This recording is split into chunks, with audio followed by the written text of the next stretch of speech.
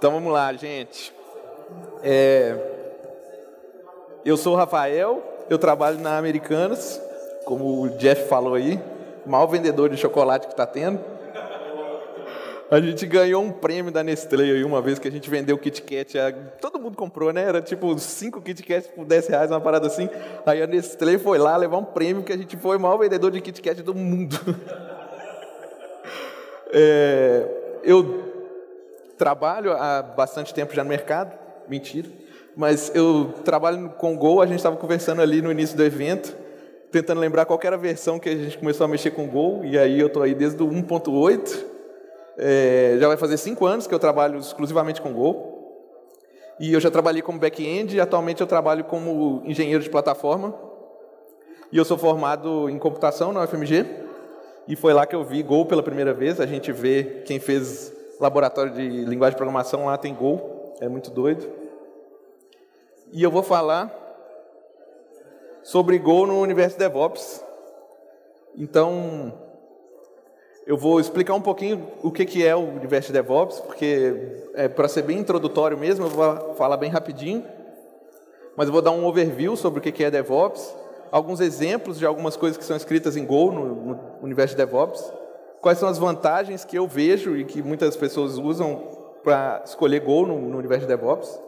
Aí eu vou falar um pouquinho sobre o que eu faço no trabalho, que às vezes as pessoas têm um pouco de dúvida, é um tema um pouco diferente do que o pessoal já falou aqui.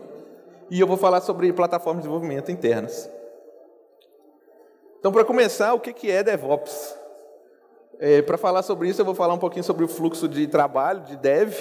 Então, geralmente, quem está acostumado aí já, o fluxo é dividido nesse loop de planejar alguma coisa, implementar, testar, teste automatizado, teste manual, teste de integração, corrigir bug e melhorar. Então, fica nesse fluxo aí de desenvolvimento. E o fluxo de Ops, que é buildar, entregar, operar aquilo, né, quando está no ar, manter aquilo resiliente, monitorar, metrificar.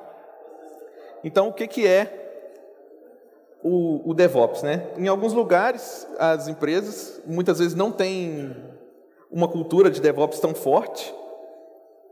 Então, tem acessos irrestritos, o cara tem uma chave lá que acessa tudo na AWS, no GCP, ou então o cara tem um kubeconfig lá que faz tudo.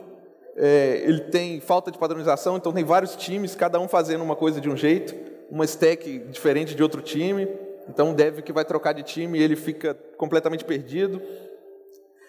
Muitas empresas também têm aquele cara que é o dono do conhecimento, que se ele for atropelado, a empresa vai falir. Quem riu aí trabalha numa empresa que tem esse cara. E tem, às vezes, debug em produção, às vezes o cara não consegue reproduzir o ambiente. Então, o cara tem um código que está rodando em produção e ele fala assim, esse erro só acontece em produção, eu não consigo reproduzir esse erro. Por que será que é? Por que eu não consigo reproduzir? Aí esse cara, às vezes, tem que entrar lá na máquina, ele tem que ter acesso a um servidor, tem que ter acesso às coisas para conseguir fazer o debug em produção. E tudo isso é negativo, né? Então, o DevOps não é um cargo. Muitas vezes as pessoas falam que o DevOps como um cargo, mas o DevOps é uma área, assim, o pessoal fala que é uma filosofia, sei lá, e que engloba tecnologias, ferramentas que vêm aí para tentar preencher o gap entre Dev e Ops, para tentar deixar isso mais simples, mais resiliente, né?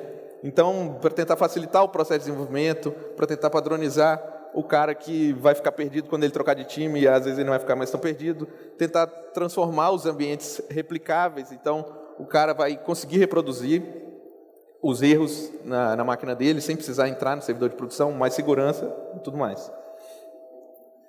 Aqui uma motivaçãozinha, porque muitas vezes a gente vê em eventos de Go, o pessoal falando assim, Go está crescendo bastante em alguma área, Go está crescendo bastante em certas áreas, mas no DevOps o Go é master race total. Então, a gente tem aí algumas coisas que são escritas em totalidade ou boa parte em Go, Kubernetes, Docker, o InfluxDB, Grafana, Prometheus, Terraform. Todas as coisas são usadas bastante aí no universo de DevOps. Inclusive, o cara que escreveu o InfluxDB me adicionou no LinkedIn outro dia e me chamou para trocar ideia. É muito legal. E por que essas coisas são escritas em Go, né? Eu acho que agora, no final da tarde, todo mundo já teve várias talks sobre por que Go é tão bom. Então, a gente já tem bastante motivação. Então, tudo que já foi falado aí, facilidade de uso, um cara que é dev, aprende Go rapidão, consegue sair produzindo código na primeira semana de trabalho, muito eficiente, concorrência, como o Brito acabou de falar, um binário super eficiente. E aí tem outras motivações para, por exemplo, eu que entrei no universo de DevOps e comecei a mexer com Go, que é, como essas ferramentas já são escritas em Go, e muitas coisas são open source, eu leio o código dessas ferramentas para eu escrever as minhas próprias ferramentas, e me inspirar bastante no código deles. Então, esse cara aí do Influx me chamou lá para trocar ideia, falar sobre algumas coisas de Go, e isso aí é uma motivação muito importante. Então, o que eu faço, né? Já que tem todas essas ferramentas maravilhosas prontas aí, para que serve um cara como eu, que é engenheiro de plataforma? Eu desenvolvo uma plataforma de desenvolvimento interna, então tem várias empresas aí que tem isso, a Google, Salesforce, Netflix. A empresa, às vezes, chega num tamanho que é muito difícil de times de controlar. Então, eu acho que... Eu não sei dizer com propriedade quantos devs tem na Americanas, mas eu tenho um grupo lá que é de tecnologia que tem mais de 2.700 pessoas. Aí, para controlar esse fluxo de desenvolvimento, é muito complexo, muitas stacks diferentes. Tem cara fazendo uma API, aí tem uma outra API idêntica que outra pessoa fez, e o cara nunca nem sabe da existência disso. Como é que cataloga isso? Então, o próprio Mercado Livre também tem o Fury, que é extremamente mais maduro do que a plataforma que eu desenvolvo também. Então, é uma camada de abstração que vai vir aí entre a plataforma e a infra, para tentar transformar, padronizar, deixar mais seguro, facilitar o onboarding, segurança, etc. O que motiva uma empresa a fazer isso, né? Eu já falei algumas coisas aqui, mas às vezes tem uma stack muito complexa. Então, uma empresa que tem uma carga muito grande, por exemplo, a Americanas lá na Black Friday, a gente não pode fazer uma coisa de qualquer jeito. Tem que ser muito eficiente para poder aguentar a carga que chega meia-noite na virada lá. Aí, a stack, o cara tem que entender de Kubernetes, Terraform, além do que o cara tem que entender sobre o que ele vai programar na API dele, que ele é dev, né? O foco dele tem que ser isso, ele não precisa ser especialista em Kubernetes, Docker, para poder fazer o código dele. Então, a gente tenta fazer com que ele não precise. O tempo de onboarding. Então, como essas ferramentas, uma gama de ferramentas muito grande que a gente usa, o cara entra na empresa, ele vai ter que aprender, além das regras de negócio, tudo que tem lá, ele vai ter que ficar aprendendo a ser especialista num monte de ferramenta. E más práticas, né, que o cara não vai querer aprender esse tanto de ferramenta, não vai conseguir aprender, e às vezes ele tem que entregar rápido alguma coisa, ele vai fazer meio que de qualquer jeito, e aí isso vai acabar causando pouca segurança, pouca ou nenhuma auditoria e replicabilidade, né? O cara vai jogar direto em produção porque ele tem que entregar aquilo rápido. Mas beleza, então, a plataforma maravilhosa vai resolver todos esses problemas. Onde é que eu vou comprar essa plataforma? Existem algumas opções de venda, mas como eu falei, é muito específico de regra de negócio de cada empresa. Então, eu tenho os meus próprios padrões, negócio completamente diferente de outras empresas. Eu tenho as tecnologias que eu já uso. Eu não posso chegar lá na Americanas e falar assim, a partir de hoje a gente não usa mais MongoDB, acabou. Agora mudou tudo. Eu não posso chegar e falar isso para 2.000 e não sei quantos devs. A gente não teria como comprar uma ferramenta que não dá suporte para as coisas que a gente usa. E também a gente precisa calibrar quanto que a gente quer dar de segurança, governança, auditoria e autonomia para o dev. E também, por todas essas causas, geralmente esse tipo de compra de plataforma é feito por empresas novas que estão surgindo, ou startups da vida, que o cara tem essa flexibilidade de poder escolher qual tecnologia ele vai estar usando a partir de agora. E aí a segunda opção, que é construir a sua própria plataforma, que é o que eu fui chamado para fazer lá no meu time. A gente tem a opção de customizar completamente como que a gente quer que vai ser. A gente faz suporte, as ferramentas que a gente quer dar suporte. Então, eu dou suporte para Mongo, então vai ter Mongo na minha plataforma. A gente pode calibrar quanto que a gente quer de governança, segurança, autonomia, auditoria. Eu posso escolher o que eu quero auditar.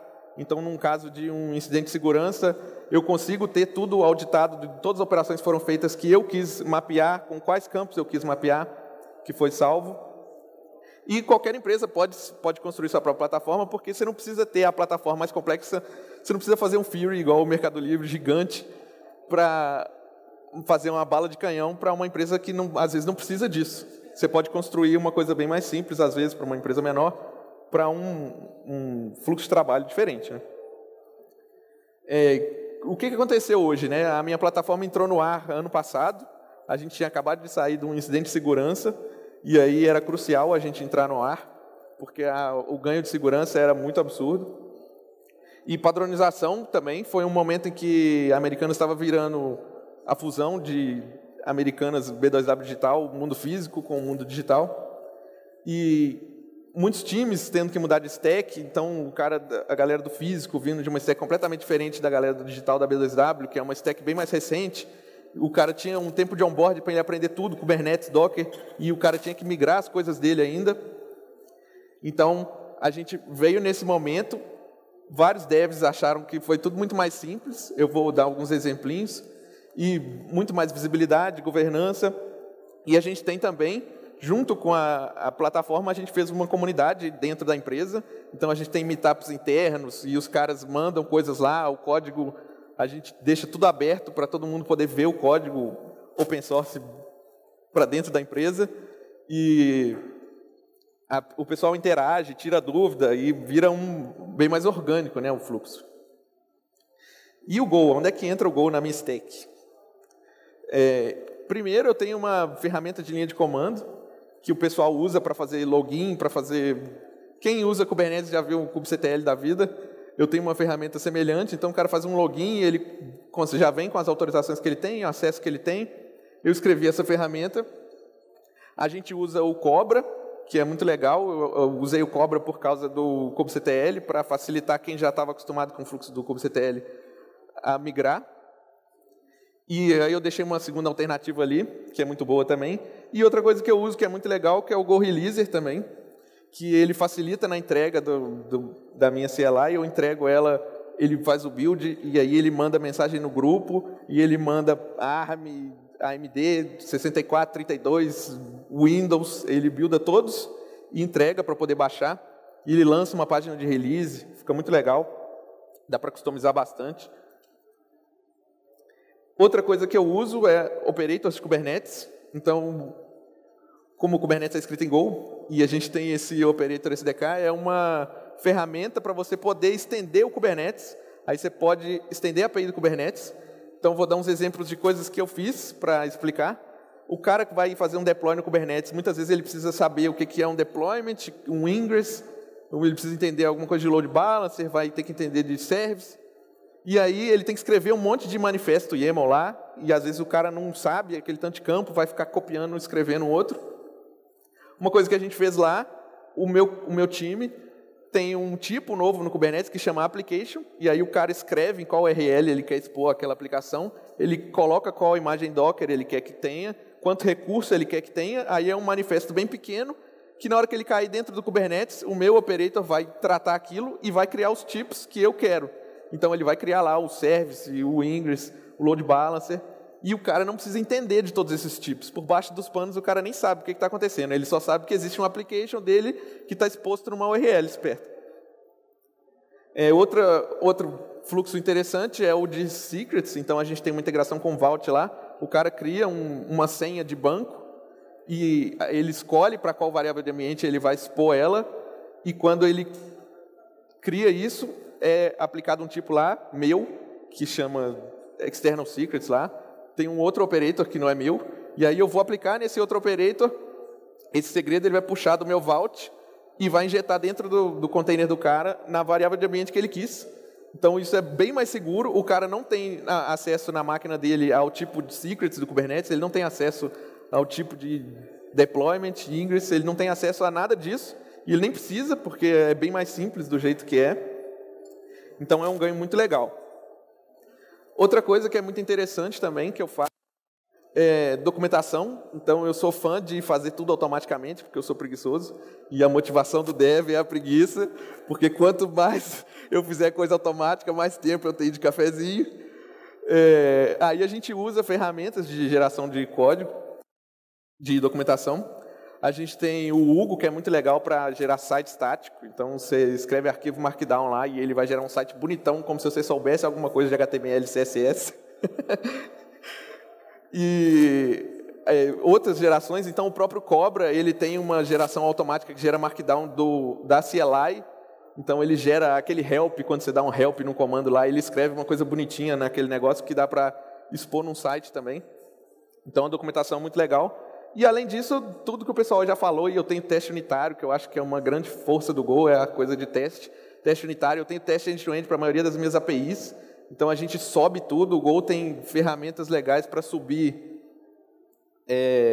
container Docker dentro do código, então você consegue subir um Mongo, você consegue subir um simulador, um emulador do GCP lá, você consegue subir um emulador da AWS e simular todo o seu código de ponta a ponta e testar tudo, que eu acho muito legal, sem precisar de dependência externa nenhuma. Então, às vezes, o pessoal usa Cypress, essas coisas, para fazer teste end-to-end, que às vezes é muito complexo, demora muito tempo, aí o cara não consegue pôr isso numa pipeline de CI/CD, porque vai demorar 2 horas para ficar rodando o teste, a minha pipeline demora, sei lá, 10 minutos, e ela faz teste end-to-end de tudo que eu tenho, e teste de integração, teste unitário de tudo. Então, só para concluir algumas coisas, DevOps é uma área que muitas vezes as empresas ignoram até chegar num ponto que tem um incidente de segurança ou que tem alguma merda muito federal, e aí o cara fala, pô, a gente podia fazer alguma coisa diferente aqui. Então, é uma coisa muito importante para se lembrar. Às vezes nem é preciso que tenha uma área de pessoas SRE ou desenvolvedores nessa área, mas que difundir um pouco a cultura do DevOps na empresa para o pessoal que é back-end, às vezes, se aprofundar um pouquinho mais em Kubernetes ou alguma coisa da stack que está usando. O Go é amplamente adotado no universo de DevOps, então, como eu falei, muitas vezes o pessoal fala que o Go está crescendo em uma certa área, assim, no universo de DevOps o Go é muito absurdo. E existem várias maneiras de melhorar o processo, então não existe uma bala de prata, não tem como você comprar uma solução maravilhosa, perfeita, e ao mesmo tempo você não precisa desenvolver uma bala de canhão para tentar matar um mosquito. Você tem várias maneiras de melhorar seu processo, e eu acho que o importante é sempre estar melhorando e se inspirando no que várias outras empresas estão fazendo para poder tentar melhorar. E também um pouquinho sobre plataforma de desenvolvimento interna, que muitas vezes o pessoal não sabe que existe, porque é uma coisa mais fechada de cada empresa e que tem muita empresa fazendo e é muito legal. E é isso. Aí tem meus links aí. Obrigado, pessoal. Valeu.